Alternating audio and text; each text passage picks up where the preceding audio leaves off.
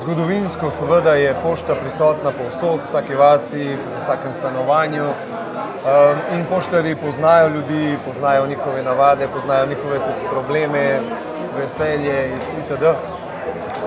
Svet gre pa v drugačno smer. Ja. Vemo, V da gre zaslone. digitalno, Ja. v zaslone. Tako da en del našega posla, paketno poslovanje, bo še vedno, bom rekel, vezan na ta osebni stik. Čeprav tudi ta del je vedno več paketomatov, vedno več brez osebnega.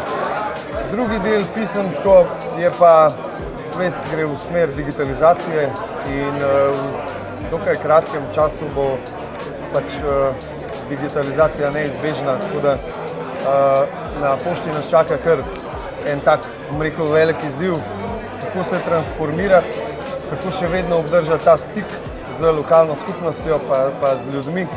To je naša dodana vrednost, to je dodana vrednost, to je recimo eden najbolj spoštovanih poklicev danes je poštarski, hkrati na drugi strani pa je eden najbolj ogroženih poklicev zaradi umetne inteligence in pa digitalizacije.